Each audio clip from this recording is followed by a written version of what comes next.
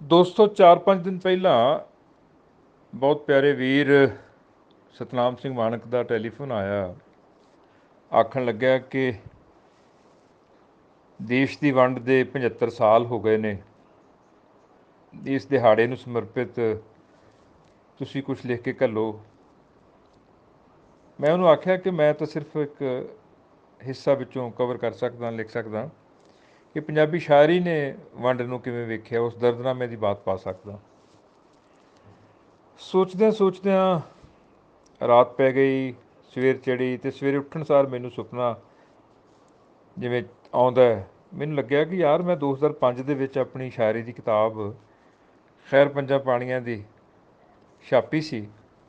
ਸ਼ਾਹਮੁਖੀ 'ਚ ਵੀ ਗੁਰਮੁਖੀ 'ਚ ਵੀ ਇਕੱਠੀ ਛਾਪੀ ਸੀ, ਔਰ ਉਸ ਨੂੰ ਛਾਪਣ ਦੇ ਵਿੱਚ ਬੜਾ ਵੱਡਾ ਰੋਲ ਇਸ ਗੱਲ ਦਾ ਸੀ ਕਿਉਂਕਿ ਉਸ ਤੋਂ ਪਹਿਲਾਂ ਮੈਂ ਜਦੋਂ ਪਾਕਿਸਤਾਨ 'ਚ ਵਿਸ਼ਵ ਪੰਜਾਬੀ ਕਾਨਫਰੰਸ ਜਿਹੜੀ ਫਲੈਟੀਜ਼ ਹੋਟਲ 'ਚ ਹੋਈ ਸੀ ਲਾਹੌਰ 'ਚ, ਉਹਦੇ 'ਚੋਂ ਪਰਤਿਆ ਤਾਂ ਆ ਕੇ ਅਹਿਸਾਸ ਹੀ ਹੋਇਆ ਕਿ ਜੇਕਰ ਸ਼ਾਹਮੁਖੀ ਵਿੱਚ ਤੁਹਾਡੀ ਰਚਨਾ ਨਹੀਂ ਉੱਥੇ ਹਾਜ਼ਰ ਤਾਂ ਤੁਹਾਨੂੰ ਲੋਕ ਉਹ ਹੁੰਗਾਰਾ ਨਹੀਂ ਭਰਦੇ ਜਿਸ ਹੁੰਗਾਰੇ ਤੁਸੀਂ ਆਸ ਲੈ ਕੇ ਜਾਂਦੇ ਹੋ।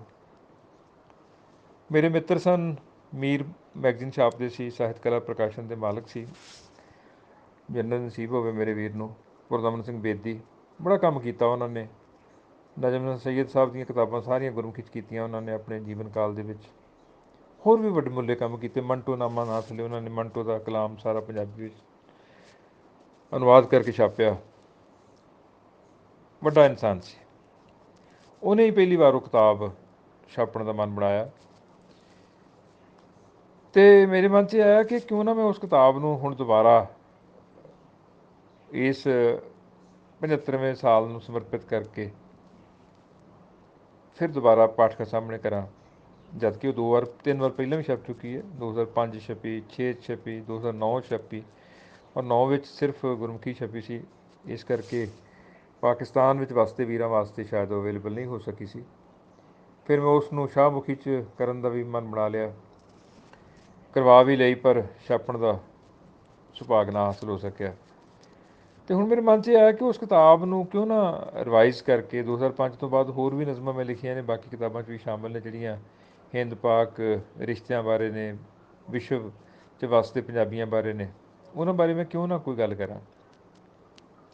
ਮੈਂ ਫਿਰ ਉਹ ਕਿਤਾਬ ਜਿਹੜੀ ਸੀ ਖੈਰ ਪੰਜਾਂ ਪਾਣੀਆਂ ਦੀ, ਉਸ ਦਾ ਇੱਕ ਵਿਸਤ੍ਰਿਤ ਐਡੀਸ਼ਨ ਤਿਆਰ ਕਰਨ ਵਾਸਤੇ ਮਨ ਬਣਾ ਲਿਆ, ਔਰ ਮੈਂ ਪ੍ਰਿੰਟਵੈਲ ਵਾਲੇ ਦੋਸਤ ਗੁਰਿੰਦਰ ਸਿੰਘ ਨੂੰ ਬੇਨਤੀ ਕੀਤੀ ਕਿ ਮੈਨੂੰ ਤੁਸੀਂ ਇਹ ਕਿਤਾਬ ਜੇ 12 ਅਗਸਤ ਤੱਕ ਛਾਪ ਕੇ ਦੇ ਸਕਦੇ ਹੋ ਤਾਂ ਮੈਂ ਮੈਟਰ ਭੇਜ ਦਿੰਦਾ। ਖੈਰ ਉਹਨਾਂ ਨੇ ਇਕਰਾਰ ਕੀਤਾ ਔਰ ਨਿਭਾਇਆ ਵੀ ਹੈ। 12 ਤਰੀਕ ਤੀਕ ਉਹ ਕਿਤਾਬ ਤਿਆਰ ਹੋ ਜਾਣੀ ਹੈ ਔਰ ਪਾਠਕਾਂ ਦੇ ਹਵਾਲੇ ਹੋ ਜਾਣੀ ਹੈ। ਸ਼ਾਹਮੁਖੀ 'ਚ ਜੀ ਆਸਿਫ ਰਜ਼ਾ ਹੋਰੀ ਕਰ ਰਹੇ ਨੇ, ਸ਼ੇਖਪੁਰਾ ਵਾਲੇ ਦੋਸਤ।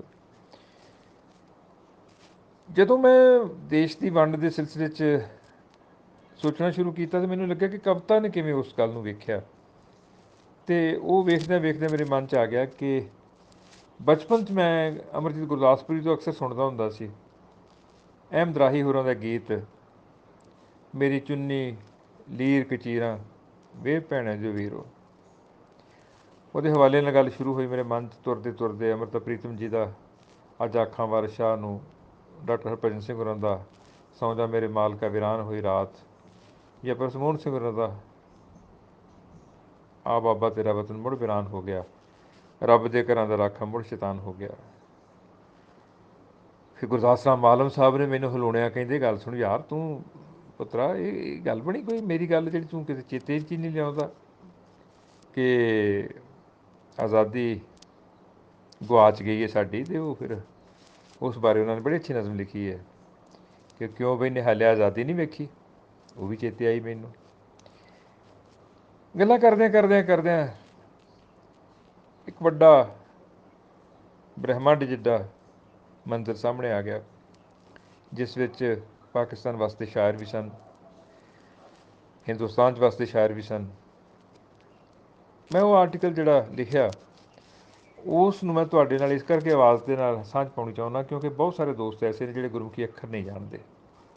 ਇਹ ਅੱਜ 7 ਅਗਸਤ ਨੂੰ ਰੋਜ਼ਾਨਾ ਅਖਬਾਰ ਅਜੀਤ ਵਿੱਚ ਸਾਹਿਬ ਰਜਿੰਦਰ ਸਿੰਘ ਹਮਦਰਦ ਨੇ ਛਾਪਿਆ।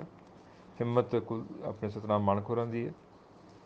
ਮੈਂ ਇਹਨੂੰ ਇਸ ਤਰ੍ਹਾਂ ਸ਼ੁਰੂ ਕੀਤਾ ਕਿ ਮੇਰੀ ਮਾਂ ਜਦ ਵੀ ਕਦੇ 47 ਦੀ ਵੰਡ ਨੂੰ ਚੇਤੇ ਕਰਦੀ ਤਾਂ ਕੰਬ ਉੱਠਦੀ। ਮਰਦੇ ਦਮ ਤੱਕ ਮੈਂ ਉਸ ਦੇ ਮੂੰਹੋਂ ਆਜ਼ਾਦੀ ਸ਼ਬਦ ਕਦੇ ਨਹੀਂ ਸੀ ਸੁਣਿਆ। ਉਹ ਇਸ ਸਾਲ ਨੂੰ ਚੇਤੇ ਕਰਦਿਆਂ ਅਕਸਰ ਆਖਦੀ, ਜਦੋਂ ਭਾਜੜਾਂ ਪਈਆਂ ਸੀ, ਇਹ ਗੱਲ ਕਰਦਿਆਂ ਆਖਦੀ, ਇਹ ਗੱਲ ਰੌਲਿਆਂ ਵੇਲੇ ਦੀ ਹੈ, ਇਹ ਹੱਲੇ ਗੁੱਲੇ ਵੇਲੇ ਦੀ ਗੱਲ ਹੈ। ਉਦੋਂ ਤਾਂ ਚੰਗਾ ਭਲਾ ਬੰਦੇ ਨੂੰ ਖਾਣ ਤੱਕ ਜਾਂਦਾ ਸੀ। ਇਸੇ ਨੂੰ ਹੀ ਮਹਿੰਦਰ ਸਿੰਘ ਸਰਨੇ ਨੇ ਕਿਹਾ ਨਾ, ਛਵੀਆਂ ਦੀ ਰੁੱਤ। ਔਰ ਫਿਰ ਅਹਿਮਦ ਰਾਹੀ ਹੋਰੀ ਚੇਤੇ ਆ ਗਏ। ਉਹਨਾਂ ਦਾ ਗੀਤ ਅਮਰਜੀਤ ਗੁਰਦਾਸਪੁਰੀ ਦੀ ਆਵਾਜ਼ ਸੁਣਿਆ ਸੈਂਕੜੇ ਵਾਰ। ਮੇਰੀ ਚੁੰਨੀ ਲੀਰ ਕਚੀਰਾਂ ਵੇ ਭੈਣੇ ਦੇ ਵੀਰੋ, ਬੁਝੀਆਂ ਖਿੱਤੀਆਂ ਡੁੱਬ ਗਏ ਤਾਰੇ, ਰਾਹ ਹਨੇਰੀ ਖਿੱਲੀਆਂ ਮਾਰੇ, ਸਹਿਕਰੀਆਂ ਤਕਦੀਰਾਂ ਵੇ ਭੈਣਾਂ ਦੇ ਵੀਰੋ, ਟੁੱਟੀਆਂ ਸਭੇ ਹੱਦਾਂ ਬੰਨੇ, ਇੱਥੇ ਸਾਰੇ ਹੋ ਗਏ ਅੰਨੇ, ਭੈਣਾਂ ਲੁੱਟੀਆਂ ਵੀਰਾਂ ਵੇ ਭੈਣਾਂ ਦੇ ਵੀਰੋ, ਜਿਸ ਦੇ ਹੱਥ ਜਿਹਦੀ ਬਾਂਹ ਆਈ ਲੈ ਗਿਆ ਜ਼ੋਰੋ ਜ਼ੋਰੀ ਵੇ ਭੈਣਾਂ ਦੇ ਵੀਰੋ, ਮੇਰੀ ਚੁੰਨੀ ਲੀਰ ਕਚੀਰਾਂ ਵੇ ਭੈਣਾਂ ਦੇ ਵੀਰੋ। ਕਹਿੰਦੇ ਨੇ ਜਦੋਂ 47 ਦੀ ਵੰਡ ਦਾ ਵਕਤ ਆ ਰਿਹਾ ਸੀ ਨੇੜੇ, ਤਾਂ ਜਿਹੜੇ ਪੜ੍ਹੇ ਲਿਖੇ ਸ਼ਹਿਰੀ ਲੋਕ ਸੀ ਉਹਨਾਂ ਨੂੰ ਪਤਾ ਸੀ ਕਿ ਫਰੰਗੀ ਦੇਸ਼ ਛੱਡ ਕੇ ਜਾ ਰਿਹਾ। ਕੁਛ ਵੱਡੀਆਂ ਕੁਰਬਾਨੀਆਂ ਵੀ ਸਨ ਪਿੱਛੇ, ਅੰਤਰਰਾਸ਼ਟਰੀ ਸੰਕਟ ਵੀ ਸੀ, ਔਰ ਇਹ ਨਹੀਂ ਸੀ ਕਿਸੇ ਨੂੰ ਪਤਾ ਕਿ ਜਦੋਂ ਵਤਨ ਵੰਡਿਆ ਜਾਏਗਾ ਤਾਂ ਕਤਲੋ ਗਾਰਤ ਵਿੱਚ 10 ਲੱਖ ਪੰਜਾਬੀਆਂ ਦੀ ਜਾਨ ਲੈ ਜਾਏਗਾ ਜਾਂਦਾ ਜਾਂਦਾ। ਇਹ ख्वाब ਖਿਆਲ ਵਿੱਚ ਨਹੀਂ ਸੀ ਕਿ ਇਹ ਬੰਦੇ ਖਾਣੀ ਰੁੱਤ ਜਿਹੜੀ ਹੈ ਇੰਨੀ ਹੈਂਸਿਆਰੀ ਹੋ ਜਾਏਗੀ, ਜ਼ਾਲਮ ਹੋ ਜਾਏਗੀ, ਕਦੇ ਨਹੀਂ ਸੀ ਸੋਚਿਆ। ਇਸ ਗੱਲ ਨੂੰ ਪ੍ਰੋਫੈਸਰ ਮੋਹਨ ਸਿੰਘ ਨੇ ਆਪਣੀ ਵਿਸ਼ਵ ਪ੍ਰਸਿੱਧ ਨਜ਼ਮ 'ਤੇ ਆਖਿਆ ਨਾ ਕਿ ਆ ਬਾਬਾ ਤੇਰਾ ਵਤਨ ਮੁੜ ਵੀਰਾਨ ਹੋ ਗਿਆ, ਰੱਬ ਦੇ ਘਰਾਂ ਦਾ ਰਾਖਾ ਮੁੜ ਸ਼ੈਤਾਨ ਹੋ ਗਿਆ, ਕਲ ਯੁਗ ਹੈ ਰਥ ਅਗਨ ਦਾ ਤੂੰ ਆਪ ਆਖਿਆ, ਮੁੜ ਕੂੜ ਉਸੇ ਰਥ ਦਾ ਰਥਵਾਨ ਹੋ ਗਿਆ, ਜੋ ख्वाब ਸੀ ਤੂੰ ਵੇਖਿਆ ਵਣ ਥੱਲੇ ਸੁੱਤਿਆਂ, ਸੋਹਣਾ ਉਹ ਤੇਰਾ ख्वाब ਪਰੇਸ਼ਾਨ ਹੋ ਗਿਆ, ਹਿੰਦਵਾਣੀਆਂ ਤੁਰਕਾਣੀਆਂ ਦੋਹਾਂ ਦੀ ਪੱਤ ਗਈ, ਬੁਰਕੇ ਸੰਦੂਰ ਦੋਹਾਂ ਦਾ ਅਪਮਾਨ ਹੋ ਗਿਆ, ਇੱਕ ਪਾਸੇ ਪਾਕਿਸਤਾਨ ਹੋ ਗਿਆ, ਇੱਕ ਪਾਸੇ ਹਿੰਦੂ ਹਿੰਦੀ ਹਿੰਦੁਸਤਾਨ ਹੋ ਗਿਆ। ਅਤੇ ਫਿਰ ਅੰਮ੍ਰਿਤਾ ਪ੍ਰੀਤਮ ਵੀ ਤਾਂ ਆਖਦੀ ਹੈ ਨਾ ਕਿ ਅੱਜ ਆਖਾਂ ਵਾਰਿਸ ਸ਼ਾਹ ਨੂੰ ਕਿਤੋਂ ਕਬਰਾਂ ਵਿੱਚੋਂ ਬੋਲ, ਅਤੇ ਅੱਜ ਕਿਤਾਬ ਇਸ਼ਕ ਦਾ ਕੋਈ ਅਗਲਾ ਵਰਕਾ ਫੋਲ।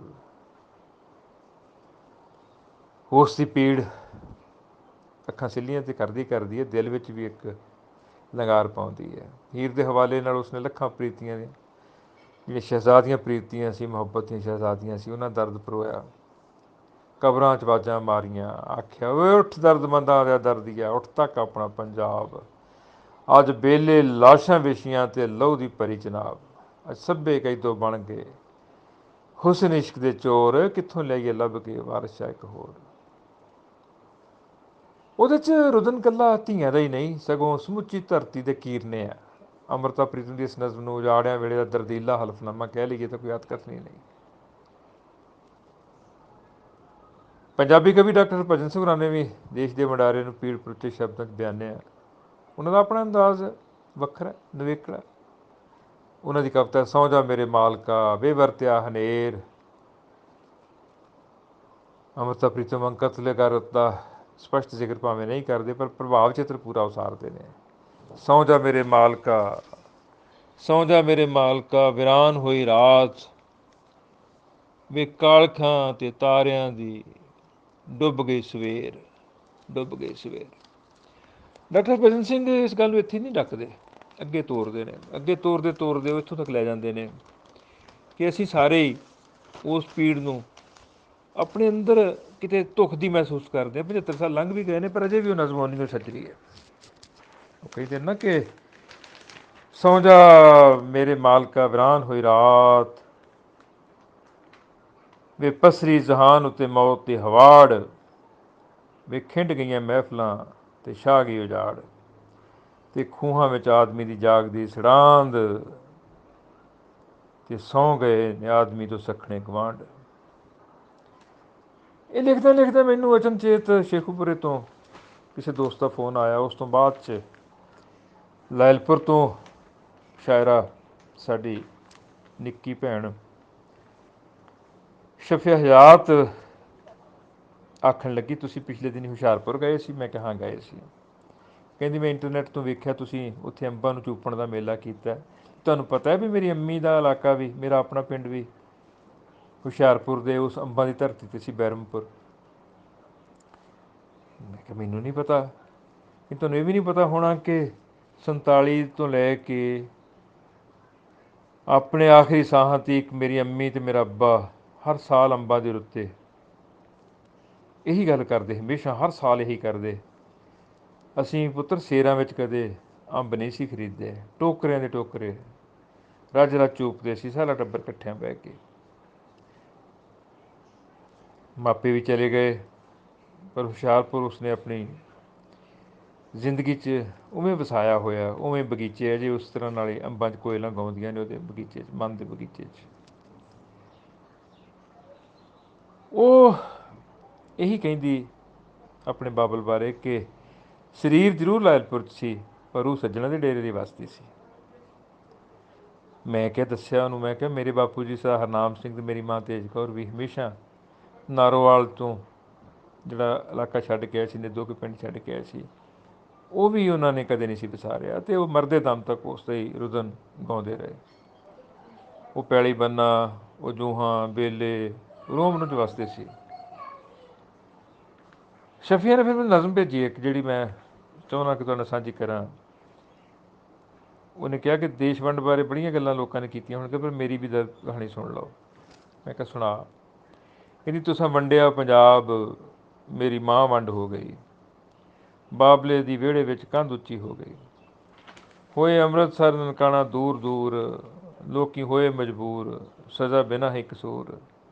ਤੁਸਾਂ ਵੰਡਿਆ ਪੰਜਾਬ, ਮੇਰੀ ਮਾਂ ਵੰਡ ਹੋ ਗਈ, ਪੰਜਾਂ ਦਰਿਆਵਾਂ ਵਾਲੇ ਪਾਣੀ ਵੰਡ ਹੋ ਗਏ, ਆਪਣੇ ਪਰਾਏ ਤੇ ਬਗਾਨੇ ਵੰਡ ਹੋ ਗਏ, ਪਿੱਪਲਾਂ ਬਰੋਟਿਆਂ ਦੀ ਛਾਂ ਵੰਡ ਹੋ ਗਈ, ਤੁਸਾਂ ਵੰਡਿਆ ਪੰਜਾਬ, ਮੇਰੀ ਮਾਂ ਵੰਡ ਹੋ ਗਈ। ਉਸਤਾਦ ਦਾਮਨ ਹੋਰਾਂ ਨੇ ਵੀ ਤਾਂ ਬੜੀ ਪਿਆਰੀ ਗੱਲ ਆਖੀ ਸੀ ਨਾ, ਜਦੋਂ ਪਹਿਲੀ ਵਾਰ ਆਜ਼ਾਦੀ ਤੋਂ ਬਾਅਦ 'ਚ ਇੱਧਰ ਰਾਵੀਓਂ ਪਾਰ ਇੱਧਰ ਆਏ ਅਤੇ ਉਹਨਾਂ ਨੇ ਆਜ਼ਾਦੀ ਬਾਰੇ ਜਿਹੜੀ ਗੱਲ ਕੀਤੀ ਸੀ, ਬੜੀ ਮਹਿੰਗੀ ਗੱਲ ਆਖੀ ਸੀ ਉਹਨਾਂ ਨੇ। ਰਵਾਤ ਅਸੀਂ ਭੁੱਬਾਂ ਕਢਾਤੀਆਂ ਸੀ। ਸਾਂਝੇ ਪੰਜਾਬ ਦਾ ਜ਼ਿਕਰ ਕਰਕੇ ਉਹ ਕਹਿੰਦੇ ਨੇ ਕਿ ਇਸ ਮੁਲਕ ਦੀ ਵੰਡ ਕੋਲੋਂ ਯਾਰੋ, ਖੋਏ ਤੁਸੀਂ ਵੀ ਹੋ, ਖੋਏ ਅਸੀਂ ਵੀ ਹਾਂ, ਭਾਵੇਂ ਮੂੰਹੋਂ ਨਾ ਕਹੀਏ ਪਰ ਵਿੱਚੋਂ ਵਿੱਚ ਹੀ, ਖੋਏ ਤੁਸੀਂ ਵੀ ਹੋ, ਖੋਏ ਅਸੀਂ ਵੀ ਹਾਂ। ਇਹਨਾਂ ਆਜ਼ਾਦੀਆਂ ਹੱਥੋਂ ਬਰਬਾਦ ਹੋਣਾ, ਹੋਏ ਤੁਸੀਂ ਵੀ ਹੋ, ਹੋਏ ਅਸੀਂ ਵੀ ਹਾਂ। ਕੁਝ ਉਮੀਦ ਤੇ ਜ਼ਿੰਦਗੀ ਮਿਲ ਜਾਏਗੀ, ਮੋਏ ਤੁਸੀਂ ਵੀ ਹੋ, ਮੋਏ ਅਸੀਂ ਵੀ ਹਾਂ। ਜਿਉਂਦੀ ਜਾਨ ਦੀ ਮੌਤ ਦੇ ਮੂੰਹ ਅੰਦਰ, ਜਿਉਂਦੀ ਜਾਨ ਦੀ ਮੌਤ ਦੇ ਮੂੰਹ ਅੰਦਰ, ਟੋਏ ਤੁਸੀਂ ਵੀ ਹੋ, ਟੋਏ ਅਸੀਂ ਵੀ ਹਾਂ। ਜਾਗਣ ਵਾਲਿਆਂ ਰੱਜ ਕੇ ਲੁੱਟਿਆ ਏ, ਮੋਏ ਤੁਸੀਂ ਵੀ ਹੋ, ਮੋਏ ਅਸੀਂ ਵੀ ਹਾਂ।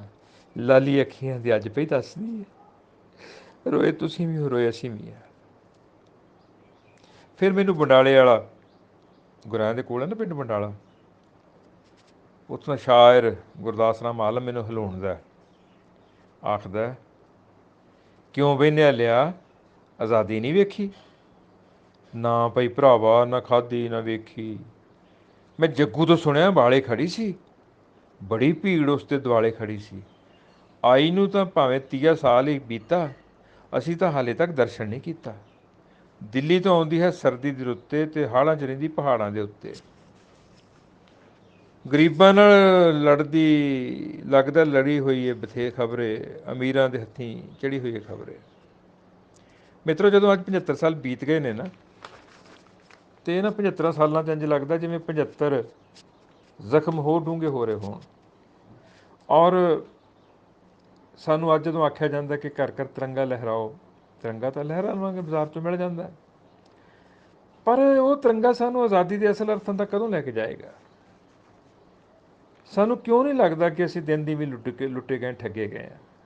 ਅੱਜ ਮੈਂ ਕਾਰਟੂਨ ਦੇਖ ਰਿਹਾ ਸੀ ਸਵੇਰੇ, ਇੱਕ ਕਾਰਟੂਨ ਦੇ ਵਿੱਚ ਹੀ ਇੱਕ ਬੰਦਾ ਜਾਂਦਾ ਕਿਸੇ ਸਟਾਲ 'ਤੇ, ਕਹਿੰਦਾ ਮੈਂ ਝੰਡਾ ਲਹਿਰਾਉਣਾ ਆਪਣੇ ਘਰ ਦੇ ਉੱਤੇ, ਮੈਨੂੰ ਘਰ ਦੇ ਦਿਓ, ਮੇਰੇ ਕੋਲ ਘਰ ਨਹੀਂ ਹੈ।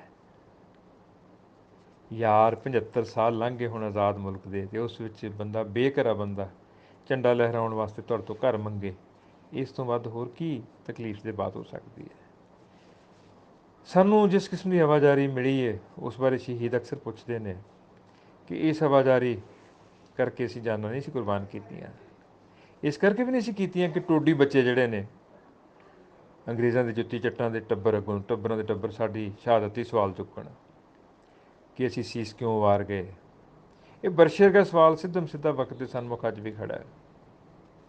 ਜਲਿਆਂਵਾਲਾ ਬਾਗ ਪੁੱਛਦਾ ਹੈ, ਮੇਰੇ ਘਰ ਖੂਨੀ ਵਿਸਾਖੀ ਵਰਤਾਉਣ ਵਾਲਾ ਜਨਰਲ ਡਾਇਰ ਤੁਹਾਡਾ ਸਤਿਕਾਰਯੋਗ ਕਿਉਂ ਬਣ ਗਿਆ? ਮੁਖਬਰੀਆਂ ਕਰਕੇ ਮੁਰੱਬੇ ਲੈਣ ਵਾਲੇ ਪੌਣੀ ਸਦੀ ਕਿਉਂ ਬਾਗੀਆਂ ਪਾਉਂਦੇ ਫਿਰੇ? ਜਵਾਬ ਦਿਓ। ਪਰ ਭਰਾਓ ਸੱਚੀ ਗੱਲ ਹੈ, ਮੈਂ ਨਿਰੁੱਤਰ ਹਾਂ ਵਕਤ ਦੇ ਸਾਹਮਣੇ। ਮੇਰੀ ਅਰਦਾਸ ਹੈ ਕਿ ਆਜ਼ਾਦੀ ਲਈ ਕੁਰਬਾਨ ਹੋਏ ਸੂਰਮਿਆਂ ਦੀ ਰੀਝ ਵਾਲੀ ਆਜ਼ਾਦੀ ਮੇਰੇ ਵਤਨ ਦੇ ਦਰ ਖੜਕਾਵੇ, ਪਰ 47 ਮੁੜ ਕੇ ਨਾ ਆਵੇ। ਅੱਥਰੂ ਅੱਥਰੂ ਦਿਲ ਦਾ ਵਿਹੜਾ ਦੋਵਾਂ ਨੂੰ ਸਮਝਾਵੇ ਕਿਹੜਾ, ਸਾਡੇ ਪੱਲੇ ਪਾਈ ਜਾਂਦੇ ਹੋ ਕੇ ਹੰਝੂ ਹਾਵੇ। ਅੱਜ ਅਰਦਾਸ ਕਰੋ 47 ਮੁੜ ਨਾ ਆਵੇ।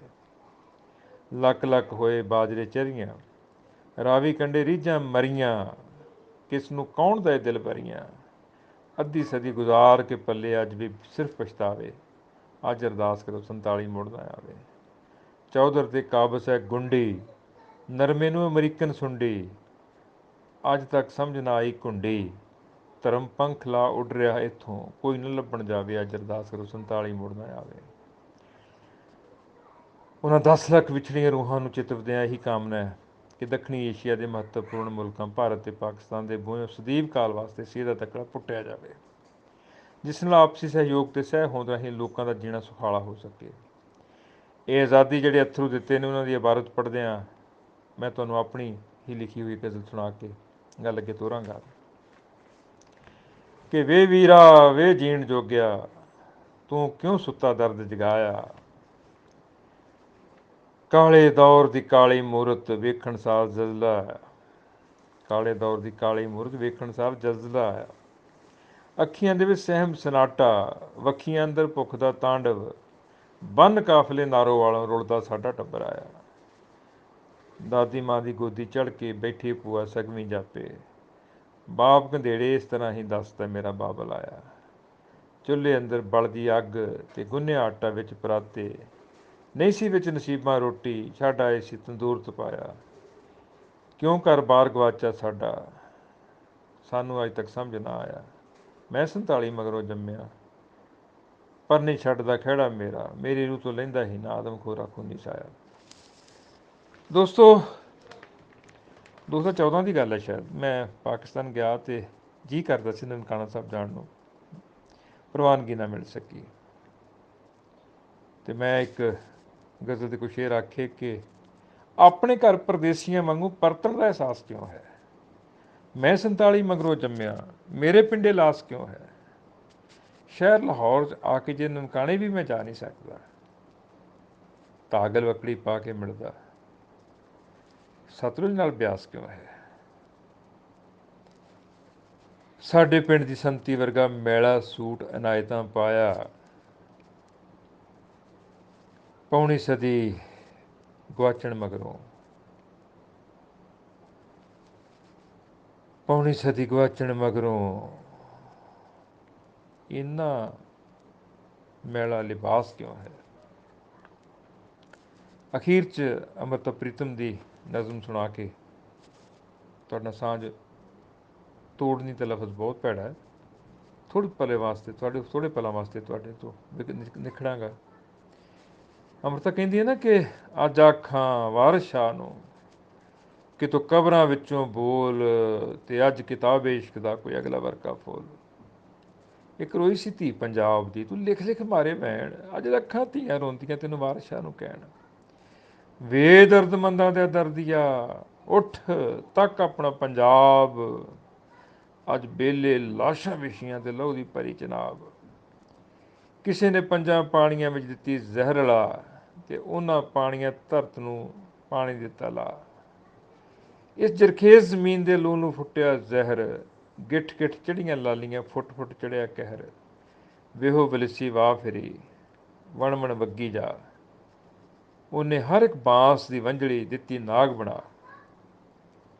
ਪਹਿਲਾਂ ਡੰਗ ਮਦਾਰੀਆਂ ਮੰਤਰ ਗਏ ਗਵਾਚ, ਦੂਜੇ ਡੰਗ ਦੀ ਲੱਗ ਗਈ ਜਣੇ ਖੜੇ ਨੂੰ ਲਾਗ। ਨਾਗਾਂ ਕੀਲੇ ਲੋਕ ਮੂੰਹ ਬਸ ਫਿਰ ਡੰਗ ਹੀ ਡੰਗ, ਪਲੋ ਪਲੀ ਪੰਜਾਬ ਦੇ ਨੀਲੇ ਪੈ ਗਏ ਅੰਗ। ਗਲਿਓਂ ਟੁੱਟੇ ਗੀਤ ਫਿਰ ਤਰਕੜਿਓਂ ਟੁੱਟੀ ਤੰਦ, ਤ੍ਰਿੰਜਣੋਂ ਟੁੱਟੀਆਂ ਸਹੇਲੀਆਂ ਚਰਖੜੇ ਕੂਕਰ ਬੰਦ। ਸਣੇ ਸੇਜ ਦੇ ਬੇੜੀਆਂ ਲੁੱਡਣ ਦਿੱਤੀਆਂ ਰੋੜ, ਸਣੇ ਡਾਲੀਆਂ ਪੀਂਘ ਅੱਜ ਪਿੱਪਲਾਂ ਦਿੱਤੀ ਤੋੜ। ਜਿੱਥੇ ਵੱਜਦੀ ਸੀ ਫੂਕ ਪਿਆਰ ਦੀ ਵੇ ਉਹ ਵੰਝਲੀ ਗਈ ਗਵਾਚ, ਰਾਂਝੇ ਦੇ ਸਭ ਵੀਰ ਅੱਜ ਭੁੱਲ ਗਏ ਉਸ ਦੀ ਜਾਚ। ਧਰਤੀ ਤੇ ਲਹੂ ਵਸਿਆ ਕਬਰਾਂ ਪਈਆਂ ਚੋਣ, ਪ੍ਰੀਤ ਦੀਆਂ ਸ਼ਹਿਜ਼ਾਦੀਆਂ ਅੱਜ ਵਿੱਚ ਮਜ਼ਾਰਾਂ ਰੋਣ। ਅੱਜ ਸਭੇ ਕਈ ਦੋ ਬਣ ਗਏ ਹੁਸਨ ਇਸ਼ਕ ਦੇ ਚੋਰ, ਅੱਜ ਕਿੱਥੋਂ ਲਿਆਈਏ ਲੱਭ ਕੇ ਵਾਰਿਸ ਸ਼ਾਹ ਇੱਕ ਹੋਰ। ਅੱਜ ਆਖਾਂ ਵਾਰਿਸ ਸ਼ਾਹ ਨੂੰ ਤੂੰ ਹੀ ਕਬਰਾਂ ਵਿੱਚੋਂ ਬੋਲ, ਤੇ ਅੱਜ ਕਿਤਾਬ ਇਸ਼ਕ ਦਾ ਕੋਈ ਅਗਲਾ ਵਰਕਾ ਫੋਲ। ਅੰਮ੍ਰਿਤਾ ਦੀ ਇਸ ਨਜ਼ਮ ਨਾਲ ਮੈਂ ਆਪਣੇ ਆਪ ਨੂੰ ਵਰਜਦਾ ਕਿ ਇਸ ਤੋਂ ਗੱਲ ਅੱਗੇ ਨਾ ਲੈ ਕੇ ਜਾਵਾਂ। ਮਿੱਤਰੋ ਪਿਆਰਿਓ, ਤੁਸੀਂ ਮੁਹੱਬਤ ਨਾਲ ਮੇਰੀ ਗੱਲ ਨੂੰ ਸੁਣਿਆ।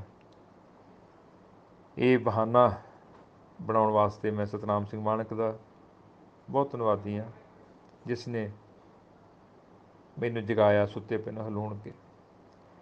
ਸਰਦਾਰ ਬਰਜਿੰਦਰ ਸਿੰਘ ਹਮਦਰਦ ਹੋਰਾਂ ਦਾ, ਜਿਨ੍ਹਾਂ ਨੇ ਇਸ ਨੂੰ ਪ੍ਰਕਾਸ਼ਿਤ ਕਰਕੇ ਦੁਨੀਆ ਭਰ ਦੇ ਵਿੱਚ ਪਹੁੰਚਾਇਆ। ਅਤੇ ਮੇਰੀ ਕਿਤਾਬ ਵੀ ਆ ਜਾਣੀ ਉਸ ਦਿਨ। ਸਰਹੱਦ 'ਤੇ ਲੈ ਕੇ ਜਾਣਗੇ ਰਮੇਸ਼ ਯਾਦਵ ਔਰ ਸਤਨਾਮ ਸਿੰਘ ਨਿੱਜਰ, ਡਾਕਟਰ ਸਾਹਿਬ ਸਾਡੇ ਬਟਾਲੇ ਵਾਲੇ। ਸਤਨਾਮ ਮਾਣਕ ਹੋਰੀ ਵੀ ਹੋਣਗੇ ਉੱਥੇ। ਇਹ ਸਾਰੇ ਦੋਸਤ ਉਸ ਕਿਤਾਬ ਨੂੰ ਪੜ੍ਹਨਗੇ, ਪੜ੍ਹਾਉਣਗੇ, ਦੋਸਤਾਂ ਮਿੱਤਰਾਂ 'ਚ ਸਾਂਝੀ ਕਰਨਗੇ। ਖੈਰ ਪੰਜਾਂ ਬਾਣੀਆਂ ਦੀ। ਮੁਹੱਬਤ ਜ਼ਿੰਦਾਬਾਦ, ਨਫ਼ਰਤ ਮੁਰਦਾਬਾਦ। ਦੁਨੀਆ ਭਰ 'ਚ ਵਸਦੇ ਪੰਜਾਬੀਓ, ਨਫ਼ਰਤ ਥੁੱਕ ਦਿਓ, ਮੁਹੱਬਤ ਦਾ ਬੀਜ ਬੀਜੋ। ਮੁਹੱਬਤ ਬਿਨ ਧਰਤੀ 'ਤੇ ਹੋਰ ਕੋਈ ਸ਼ੈ ਨਹੀਂ ਜਿਹੜੀ ਸਾਨੂੰ ਜੋੜ ਸਕੇ, ਵਿਛੜਿਆਂ ਨੂੰ ਮਿਲਾ ਸਕੇ। ਧੰਨਵਾਦ, ਬਹੁਤ ਬਹੁਤ ਮਿਹਰਬਾਨੀ, ਸ਼ੁਕਰੀਆ, ਆਦਾਬ। ਤੁਹਾਡਾ ਆਪਣਾ ਗੁਰਭਜਨ ਗਿੱਲ।